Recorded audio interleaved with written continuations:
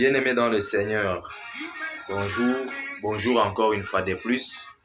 En fait, c'est votre frère Landry. Je viens par cette petite vidéo vous parler, vous dire sur quelque chose parce que la plupart des gens sont en train de nier l'existence de Dieu. La plupart des personnes nient que ce que la parole dit. La parole me dit que Dieu créa l'homme à son image. Mais la plupart des personnes oublient cela, la plupart des personnes négligent, la plupart des personnes refusent en réalité ce que dit la parole. Voici la preuve qui montre que Dieu a créé l'homme à son image. Je suis dans Genèse chapitre 2, verset 19. Qu'est-ce que la Bible me dit? La Bible me dit ceci: l'Éternel Dieu forma de la terre tous les animaux des champs et tous les oiseaux du ciel, et il les fit venir vers l'homme pour voir comment il les appellerait, afin que tout être vivant porte le nom que lui donnerait l'homme. Alléluia. Ça, c'est vraiment très important. C'est vraiment... c'est l'un de paragraphes qui m'a fait du bien pendant que je méditais sur ça.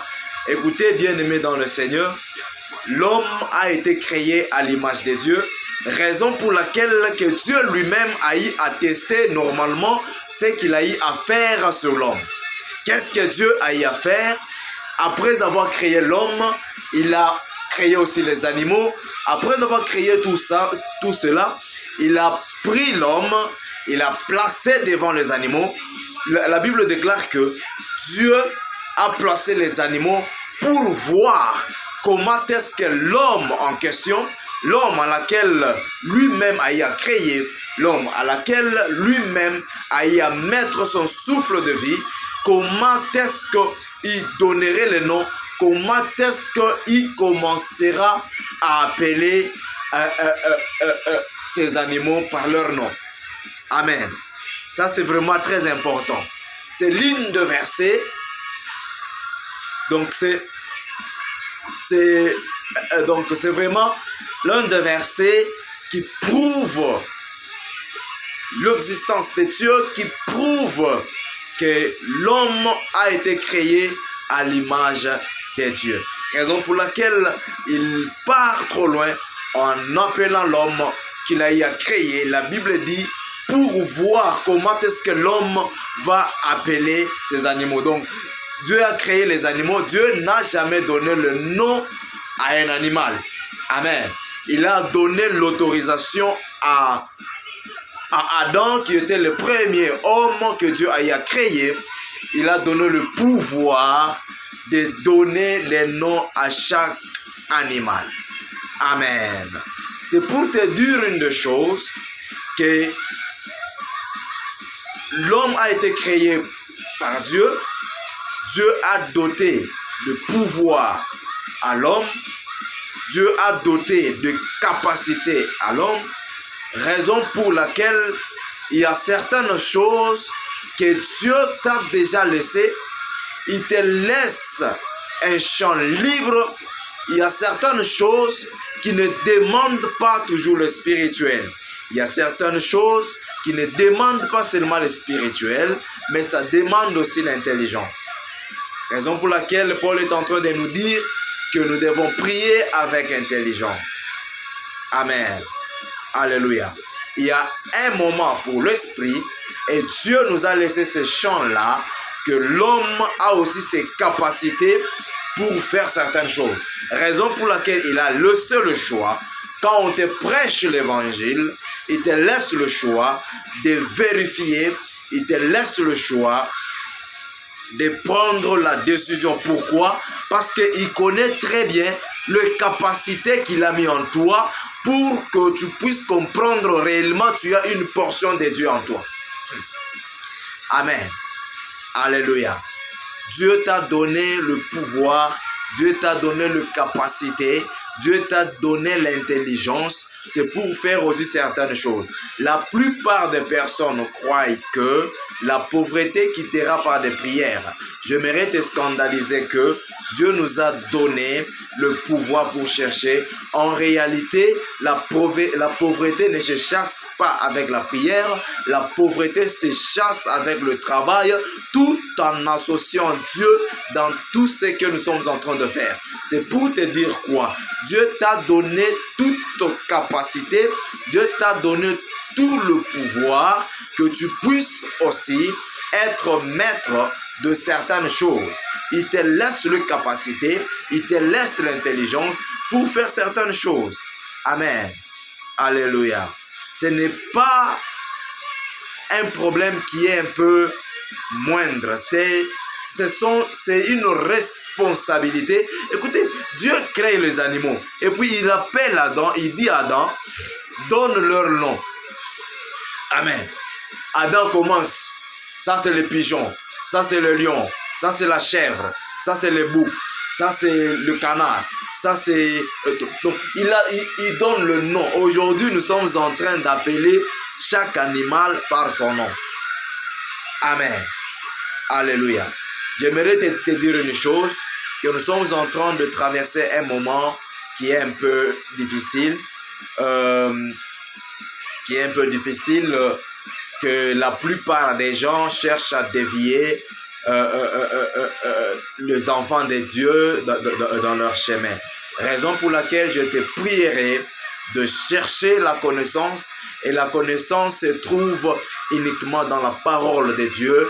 La connaissance est dans cette Bible qui est la parole de Dieu, que Dieu a eu à matérialiser pour que nous puissions vivre avec tous les jours. Amen. Écoutez, bien-aimés dans le Seigneur, ne te laisse pas faire. Essayez de chercher la connaissance de Dieu dans la parole. Pourquoi? Parce que nous sommes en train de traverser des moments très difficiles où les gens cherchent à dévier certaines personnes dans la volonté de Dieu. Amen. J'aimerais te dire encore une chose. Même les occultistes, les soi-disant occultistes, les soi-disant des personnes qui pratiquent la magie reconnaissent la présence de Dieu, reconnaissent la force de Dieu, reconnaissent l'existence de Dieu, reconnaissent le sèvre de la croix. J'avais suivi quelques images là où on interviewait les occultistes. Des occultistes étaient dans leur voiture. On les avait posé la question, pourquoi est-ce que vous avez renversé la croix? Vous voyez la chaînette là qui porte une croix, mais eux renversent ça comme ça. On les pose la question, pourquoi est-ce que vous avez renversé la croix? Il dit que c'est pour que nous puissions être différents des chrétiens. On dit, différents des chrétiens comment? Après, les occultistes là commencent à expliquer. Ils disent que non, ces gens-là sont très forts. Amen. Ces gens-là sont très forts. Mais nous sommes en train de nous battre pour commencer à détruire d'abord leurs églises. Vous voyez un peu? Or que partout dans le monde, on est en train de persécuter le chrétien. Mais le chrétien n'ont jamais fait de dégâts, n'ont jamais fait de combats, n'ont jamais créé donc des événements qui vont faire à ce que les gens croient au Seigneur par peur. Amen. Le chrétien prêche la parole, il te laisse le champ libre que tu puisses choisir. Soit tu parles chez Dieu, soit tu restes dans ton camp. Mais en réalité, le chrétien gagne toujours en prêchant seulement la parole. Mais dans d'autres pays, on t'impose avec l'arme pour te dire que tu dois croire à ce que eux veulent, à ce que tu puisses croire. Raison pour laquelle j'aimerais te dire que Dieu est là, Dieu existe. C'est mieux d'être chrétien, de croire au Seigneur et tu vivras la main de Dieu. Raison pour laquelle je suis venu par cette petite vidéo, te dire que Dieu t'a doté certaines capacités pour que tu vérifies ton entourage, que tu puisses être à mesure de vérifier, de checker, de bien revérifier ton entourage, que tu vérifies tout ce qui ne va pas Dieu t'a donné ce pouvoir-là de refuser le mal. Dieu t'a donné le pouvoir de refuser le péché. Dieu t'a donné le pouvoir de vivre selon lui. Dieu t'a donné le pouvoir de vivre selon sa parole.